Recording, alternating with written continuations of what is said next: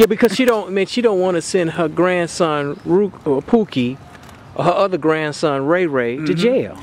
That's part of it, but I think ignorance is a bigger thing. You know, I think at the end of the day, if you're not out there with them, you don't know what's going on. My mom didn't have a clue, you know, back in the days that I was selling drugs and doing things that I shouldn't have been doing. And then, so you say that now. You say back in the day, you were living in projects at the time, right? No, we was living on the west side. On the west side, yeah, okay, fine. But from the projects. Now, when you left the house, your mother just thought you just left the house. My mom worked at Kmart in North Riverside, so she was gone from 6 in the morning until sometimes 7, 8 o'clock at night. And she just like, I hope Syron don't get into trouble. It's one of those deals. And what could she do? Right. Well, she single mom, right? Yeah. Now, my stepfather was there, but guess what? Him and my uncle was some of the gang people anyway. So you know what that's gonna do, you know. So the fix was in. I mean, the environment. Yeah, that's what I'm saying. The fix was in. You know, what are you gonna do? That's what you know. If family's doing it, mom's gone. And like I said, the enablers. Yeah. You know, my grandmother knew my uncle was one of the big gang bangers in Cabrini Green.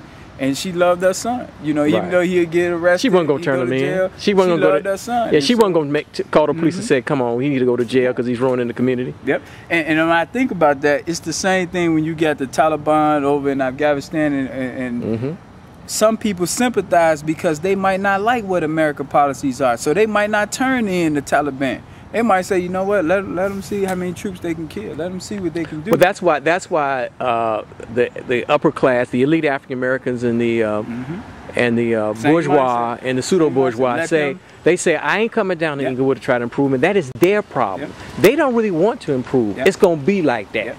And what that is, that's rationalization. They don't say B, but you know what I'm saying. That's rationalization. You know, in your mind, you're trying to make it make sense. And I get that. Right. I get that. But guess what? At some point, it goes back to us in the neighborhood. We have to structure ourselves to where we can receive, and that's why I fought the aldermen and the political leadership locally. We're not even formatted to receive the help. Wait. What I mean by that, there's tons of people who would love to help.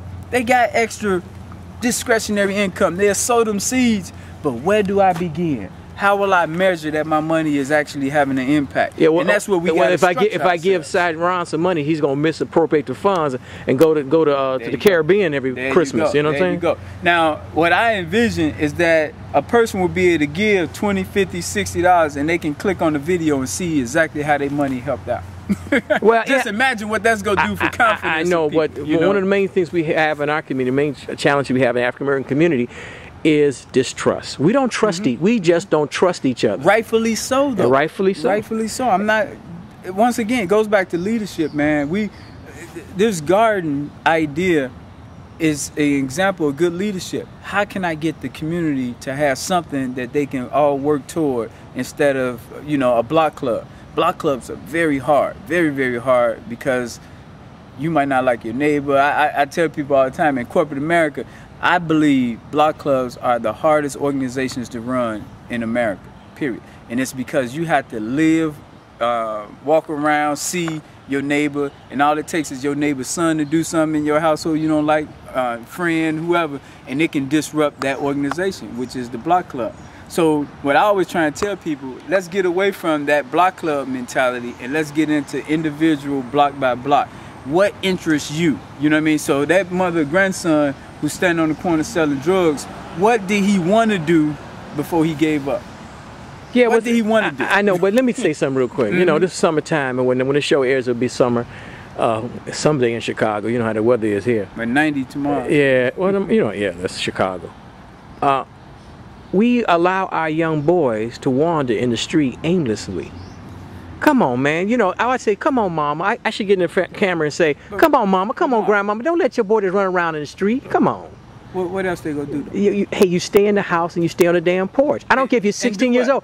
Wait. I got a son. I'm not gonna let him run around the street. But see, now you're taking for granted your whole culture. in your household. Right, and we don't get to that. So the culture is that let them run around and get caught in the game. The culture is from grandmama to daughter to now her son. It's been passed down that if we not in the house watching TV, chilling out, the guys on the back smoking and doing whatever, that's the culture in that household. So of course, you know what I mean, it's easy for you to say, no, in my household we don't do that. You go to bed at curfew, you go have something. You do your homework before you watch television, that kind of stuff. Yeah, we have rules. But how do we instill that? How do we help people to see the value? That's all I talk about. How do you, because like a guy told me, and I love telling the story, I was in an Auburn Gresham grammar school over 10 years ago, maybe more, and he said, Mark, you're trying to impose your you're trying to impose your middle class values on the underclass. And guess what?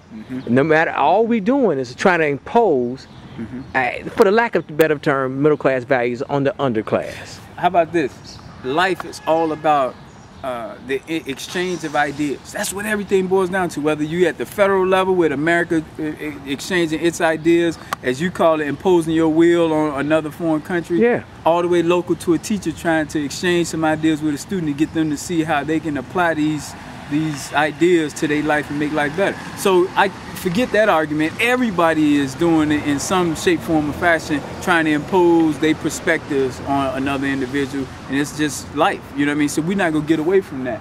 I'm not against that. Why not? You know. So yeah, but when it comes to that mother, let's say when school starts, some schools have year-round school because sometimes they have summer school, year-round school here in Chicago for a lot of schools, and so. If I had a child, my children, they ain't perfect, trust me. But D's and F's are unacceptable. So how do you change it? How do you get that mindset to that mother and grandmother and say, you know what? D's and F's are unacceptable. I'm going to keep my mouth shut. I'm going to ask for help. I'm going to do what the teacher says and follow some rules and procedures so my son or daughter get these C's, at least C's. Okay. How do you do that? Now, first, you got to look at, and this is what we deal with all the time. You got to first assess the environment. I hate to say it, but if you got a crackhead, it's hard to treat that crackhead in the crack house. So you got to look at the environment. So if the mom has that attitude, how deep is it? Is it generational? Because if it's generational, do you think that you're going to come in there and change something that's been passed down from one generation to the next? You're not going to do that overnight. So since you recognize your limitations, that you're not going to change, impose your will that quickly, now you look at what are the things I can surround this person by so that it would make it more beneficial that they would move in this direction versus the current direction. And here's what I say to that. We have to, in each block area, we have to create incentives so that we can move behavior. Incentives. And I know some people hate that. I know we shouldn't have to pay to do this, but we got to create an incentive environment so that we can get people to move in that direction long enough to where they behave this way automatically and on their own. And right now we operate in a constraint field environment, and those constraints cause people to have that don't want to be bothered attitude. So well, I know you changing habits with like I said, it's tough when you start with the foundation of goal setting. I understand that. And whether it works or not, you start with the foundation. Do you want your son and daughter to get F's? No one's gonna say that. Okay, straight D's. Well, what about C's? You think they smart to get A's? Well, you know, so you have to be clear. Just be realistic. You're not gonna go from F's to A's. Well, to C's possibly. C's, but I'm saying, but the point is that you have to have some type of measurable goal, and you have to keep it simple. I'm not saying your son or daughter gonna be Einstein and be some nuclear biologist. We ain't saying that. But Mark, how about this? And this is what we deal with all the time. A lot of young people we work with come from very challenging homes. Right. So let's look at how can we find out what motivates them? What gets that child excited? Is it being a lawyer, a nurse, a chemist, whatever? And let's then expose them. Right. Get them out of the current environment, the contaminated environment, and put them in an environment that allow them to explore. Nah, when you start doing that, do you get the crabs in the barrel mentality when you get that mom and grandma and the other folks in the block that say, no, I don't want them to be exposed because they're going to leave me here in the hood. No, that's why I wasn't finished. See, the key, we got to treat the entire household. You can't just treat the child alone, because you're right, they come right back into contamination. Right. Now here's and this is what I love about what we're doing here. You got to have, we got the 50s club, the 60s club, the 70s club, the 80s club on the senior citizen front. We're doing things with them. Then you got the teenagers, if you will, for lack of a better word. We got a certain number, but we got the teenagers club, you got the preteen club, and then you got the, we're gonna try and let this cop pass here because I know y'all can barely hear me here. So you got the teenagers, all right, he gone now. So hopefully y'all can hear, you get that. So anyway, we have a situation right now, and this is what I mean why you gotta be dynamic, where we pick up the 4th and 5th graders, and we got the 9th and 10th graders a part of us too, but because they're in the same household, the 11th and 10th graders don't want to come with us on the weekends because they don't want to be with their little brother and sister. So the benefit, the out of town part, when we take them out of town, that's for the older ones. So they go with us out of town, but they're not going with us locally. So you gotta have those type of dynamics. The senior citizens, you gotta help them seniors do something like gardening so they can be a part of this. And then the hardest one is the black male between the ages of 18 and 25. That's where Danny Davis, he had the Black Male Summit, and Congressman Rush and everyone else was trying to say, what do we do with the black male teenager 18 to 25? What do we do with them? Now this is the hardest challenge and task that I can think of. And what I believe we got to do with them, number one, we got to find out what is it that you wanted to do before you got a record, before you got caught up in the environment that you in. You know me, I say forget about them. Now, we can't do that. Now, throw them under the bus. Now, but here's the deal. I mean, I said because they got so many hormones. When I was 17, I was Looney Tunes, man. You couldn't tell me nothing, man. You got that. You know what I mean? So you could, but see, they got support. They got layers of support. They got layers of support. Right. So like I said, that's why I say you're right. I think about goal setting. Everybody has strengths. Everybody has some kind of God-given talent.